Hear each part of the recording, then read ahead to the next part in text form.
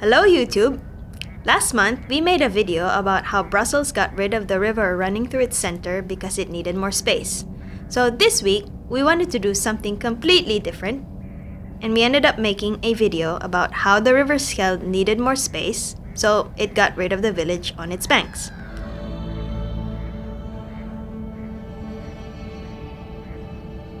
Welcome to Doel in Belgium.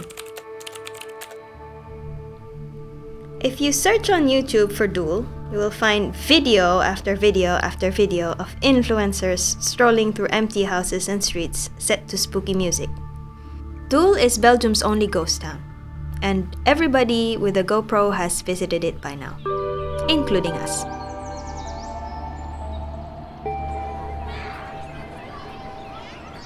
Except when we visited Doel on a beautiful spring day in April, the village seemed surprisingly lively for a ghost town.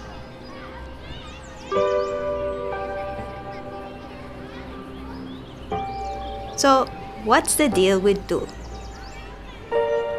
Doel is a small town in between Antwerp and the Dutch border.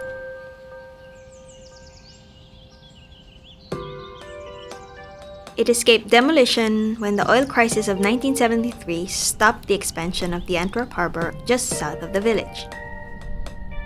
While it didn't escape the gigantic nuclear power plant that was built next to the village's 18th century windmill, the planned petrochemical site never materialized.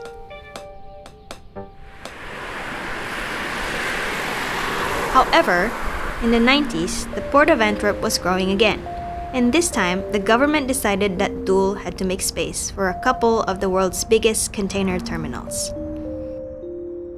By 2005, the first dock was operational less than a kilometer from the village church.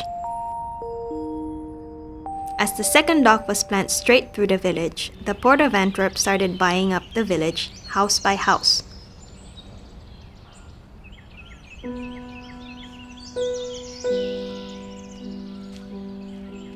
The more people left, the harder life became for those who wanted to stay in Doel.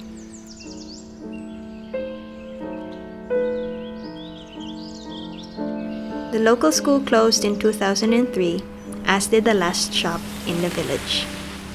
The port authority also didn't stop disaster tourists from vandalizing the empty houses. The faster Doel got unlivable, the faster they could start digging their docks. The population dropped from 700 to 200 within a couple of years.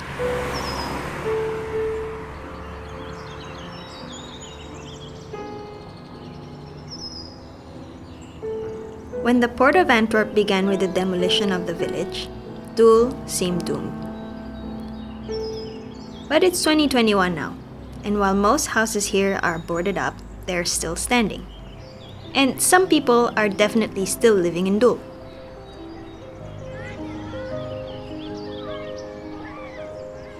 The windmill is still here, and the local pub only closed because of COVID. There's still a bus service, and even the church still has mass every Sunday.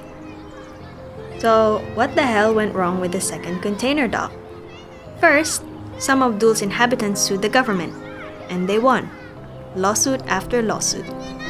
As long as the second dock didn't get licensed, they had the right to keep living there, and the port authority had to stop demolishing the houses they had already bought. But also,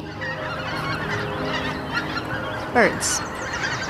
You see, the Port of Antwerp isn't only threatening Doel. The planned container terminal would also destroy the habitat of thousands of birds that nest in the fields around Doel.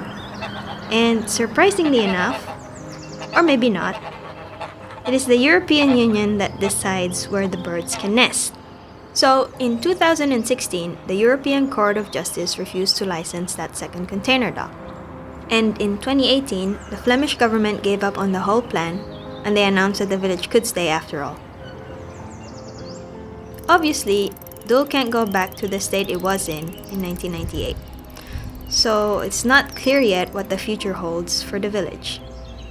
But it is very hard to imagine a future for Doel without tourism. Sure, most YouTube influencers will stay away once the ghost town vibe disappears, as will the utterly random photo shoots. But then, There aren't any other villages in Belgium where you can walk this close to a nuclear power plant and gigantic container ships, or being this close to a nature reserve where thousands of birds nest. I guess the deal is, Doel doesn't need to be a ghost town to be utterly unique.